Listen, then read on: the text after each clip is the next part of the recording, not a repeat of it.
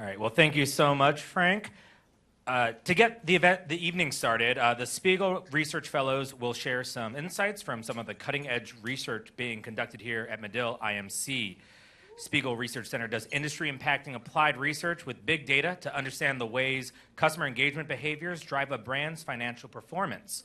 Today, the student fellows will present new insights on consumer engagement with TV content. So let's get that discussion underway.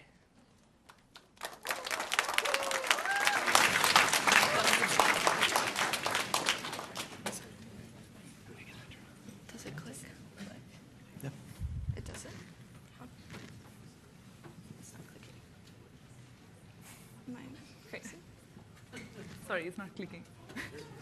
Press. Yeah, it's not working.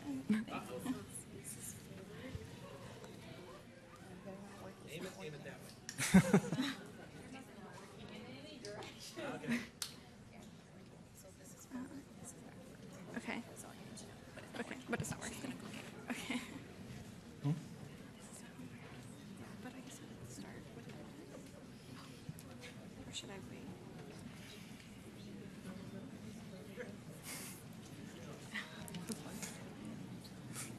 Oh, here we go. Oh, Try again. Here. Yeah. We go. Yay. Okay. All right. Okay, sorry about that. Good evening. My name is Natasha Smith, and I'm going to start this presentation off with a little bit of audience participation. So if I could get everybody to raise their hands if you have watched TV in the last few days, few weeks. Everyone that's watched TV. Okay. Now keep them raised if you watched it in a living room, a family room, a den, something similar to that. Okay, now keep it raised if you watched it on a standard television. Okay, and keep it raised if you watched live TV, not Netflix, not on demand, not a recorded show, but a live event on TV. Okay, and here's the kicker. Keep your hand raised if you didn't have a phone, tablet, or laptop in your hand at the same time as you were watching TV.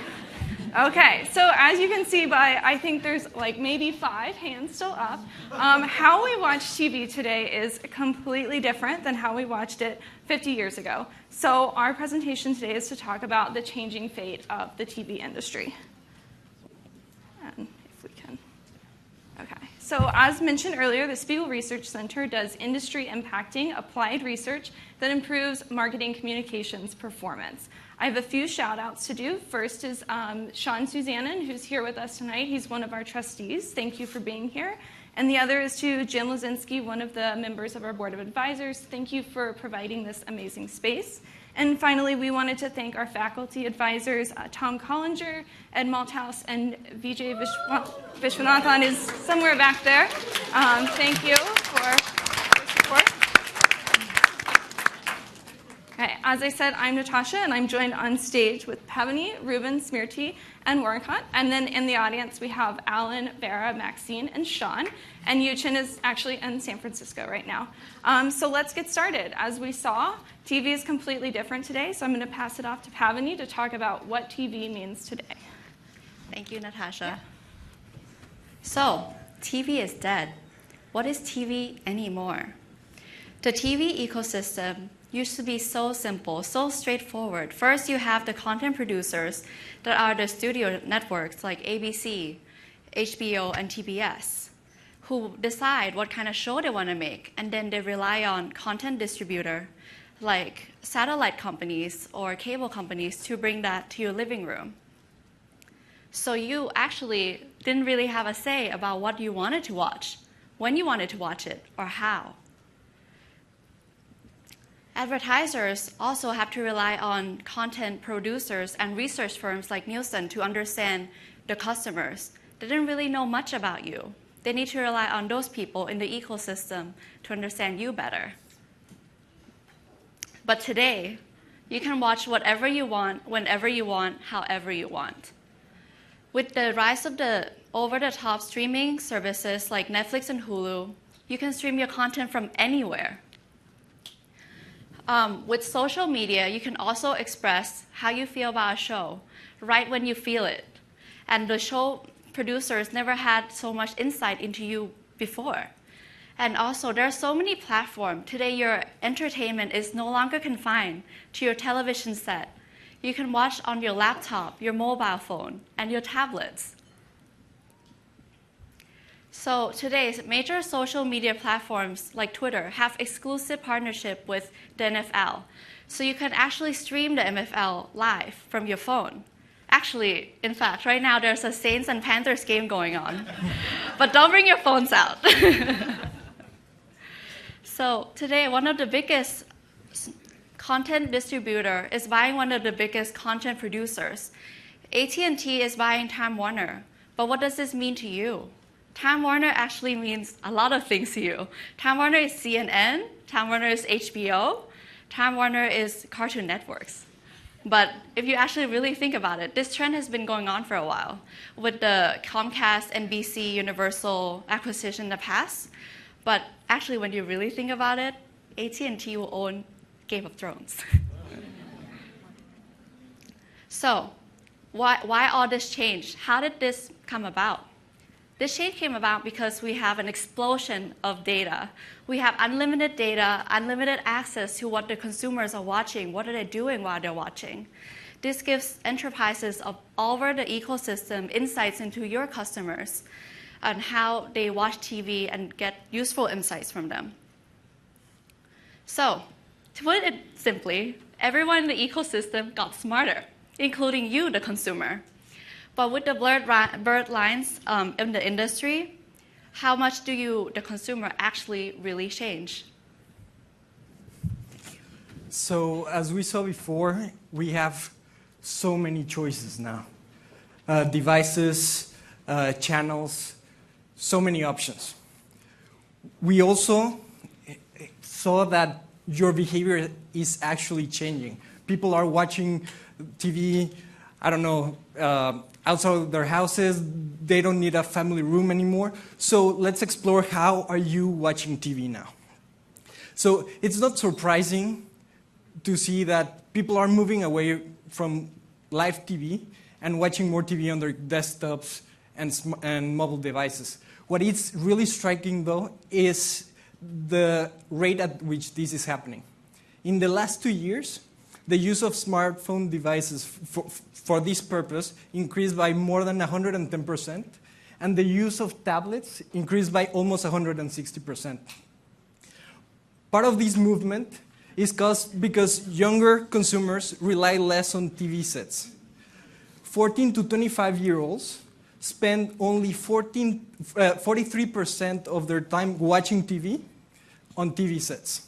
The rest of the time, phones, tablets, etc. Also, all these changes have made 3 consumer groups become more prominent in the industry. The first one is the cord cutters. If you Google cord cutters, you'll find tons of articles of how these people are causing trouble for the industry. These people realized that they could find their favorite channels, their favorite shows on Netflix, on Hulu, on YouTube Red, and other over-the-top services. So they decided to end their cable service, but they kept their internet. They cut the cord. The other group is cord shavers. These people realized that they don't really need hundreds of channels offered by the premium cable, that come with the premium cable companies, packages. However, they do like some channels. They do like to watch some events on live TV. So they don't really cut the cord. They shave it. They're moving away from premium packages to smaller packages or skinny bundles, as they are called in the industry. The third group are the cord nevers. These are mostly comprised of younger people who have actually never paid for cable in their lives. Actually, like half of our team. So if you think about these changes and you're a cable company, a content provider, you could be getting worried. So one of these companies actually partnered with the Spiegel Research Center to understand how they could adapt to this new ecosystem. To do that, we looked at 3 years, 32 terabytes of data, the behavioral patterns of 1.9 million customers, and 18.7 million transactions. We also, did some use statistical methods to analyze this data, and what we found is actually very interesting. The cord cutters and cord shavers that everyone is afraid about actually are not so much of a problem. They only represented about 2 to 3% of customers, and this is actually in line with other studies we've seen. And what's even more interesting is that these customers had an actually high lifetime value. Also, we did find that core nevers are growing. They are growing. But they're also an opportunity. In 2015, they grew by 19%, and this group represents is 5.5 times larger than cord cutters and cord shavers. And they actually represent 50% of new customers. Half of the new customers are core nevers. So what can we do about this? We need to redefine value. We need to move away from old metrics of success like adding households and become more customer-centric and focus on customer lifetime value. And you can do that by adapting services to fit the needs of these groups. You can also study and explore the changing needs of the younger generations as they reach new life stages. And now we'll explore more of what's happening in the industry. Thank you. So another key aspect that the Spiegel Research Center, under the leadership of Professor Vijay Vishwanathan, has been really focused on is studying the different kinds of interactions that we're making during the viewing process and how they are having a greater impact than ever before. So as we just saw from the little exercise in the beginning, multiple screens are becoming a fundamental part of the viewing experience. So a study by Nielsen actually saw that 58% of people browse the internet while viewing programming or content. And speaking of the Cubs, consider this. 40 million people tuned in to watch the Cubs' historic victory live on TV. But on top of that, 6 million people actually were talking about it on Twitter and interacting about this topic. So social media is just another way that this multiple screen interaction comes to life. Other examples are things like when people watch a piece of content, they're looking up backstories of their characters or behind the scenes and sneak previews, which are becoming increasingly commonplace practices. So one thing that would be interesting to note is that this interaction is actually creating a powerful cycle because 39% of viewers are actually watching shows so that they can join these conversations and participate, which seems obvious.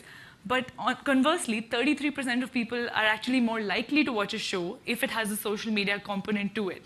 So you can see that these two forces are actually creating this cycle that advertisers, content producers, providers can actually, once they understand this, they can powerfully leverage it across their work.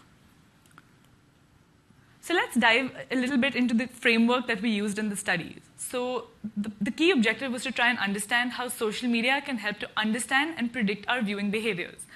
And three components, the framework consisted of three components, the first being brand actions, such as paid advertising and social media prompts sent out by the brand.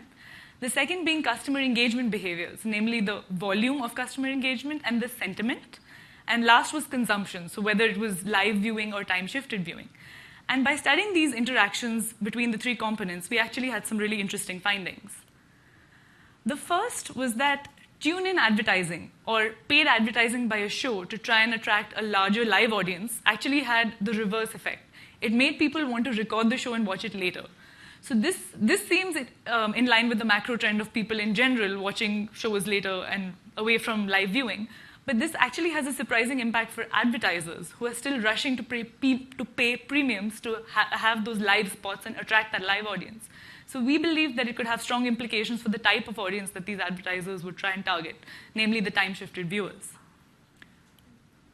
Next, we found that social media activity, such as tweets from a TV show, actually made people want to watch it live.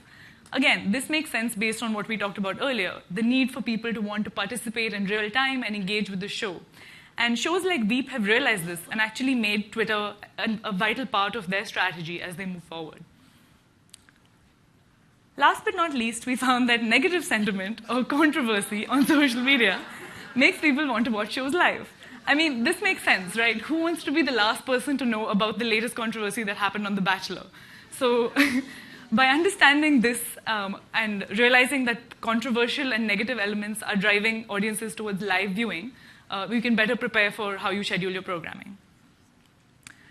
So we've gone through a few findings right now, but one of the key takeaways is that advertisers and also content producers can engage with 360-degree content. So what this means is that it's not just what you're watching anymore, but it's all the content that surrounds that content. So it's all the audience-driven information and content that can be taken across your earned media and owned media platforms. So a great example of this is actually Hyundai's partnership with The Walking Dead.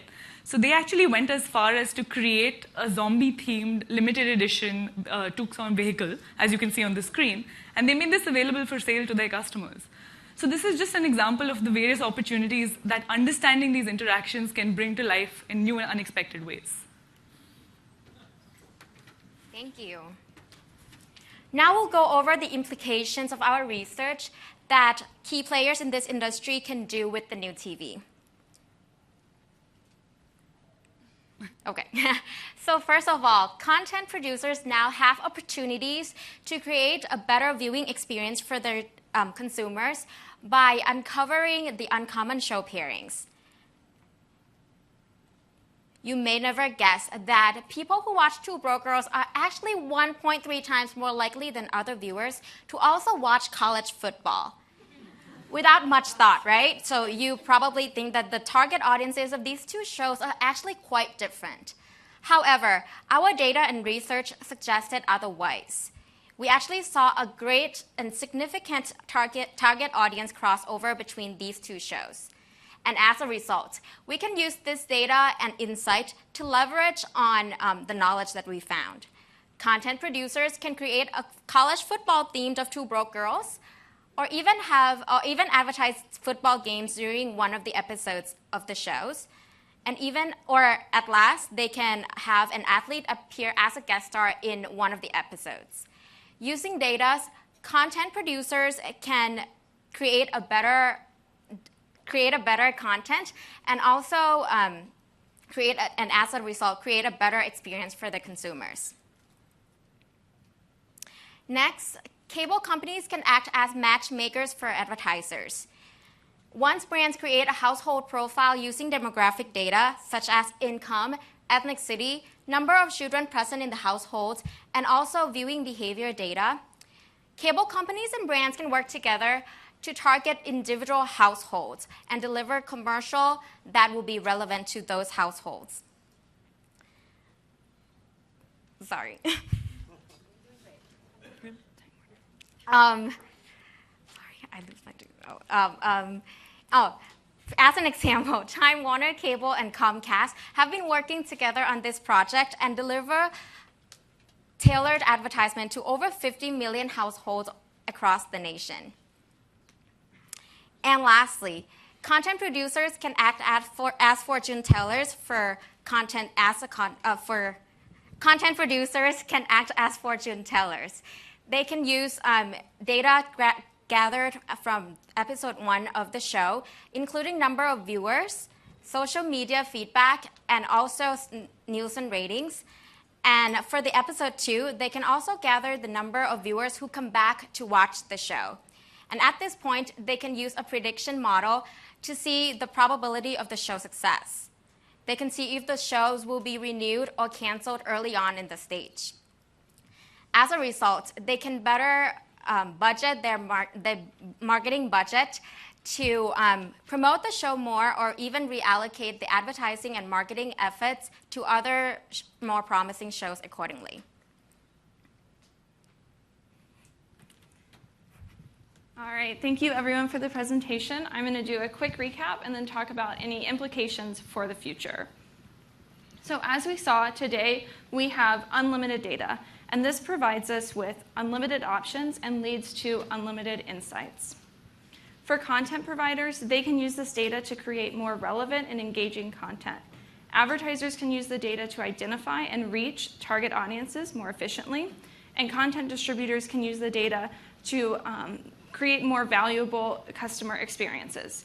All of us here are scholars of integrated marketing communications, so we all know about the importance of customer centricity. As viewers have more and more options and more places to go to consume content in different ways, we really need to make sure that we are creating the best possible customer experience and always putting the customer first. In the future, what we predict is that there will be lots of new players in this industry. These will be both familiar and unfamiliar faces that will have continued convergence, like content distributors and producers partnering up. But there will also be new entrants that we wouldn't have expected that become players in this industry.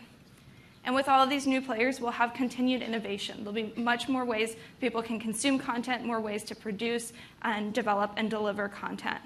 And all of this innovation will lead to continued growth. So we just see continued growth for the TV industry as we have new players and lots of innovation. So thank you for your attention, and please enjoy the rest of the evening.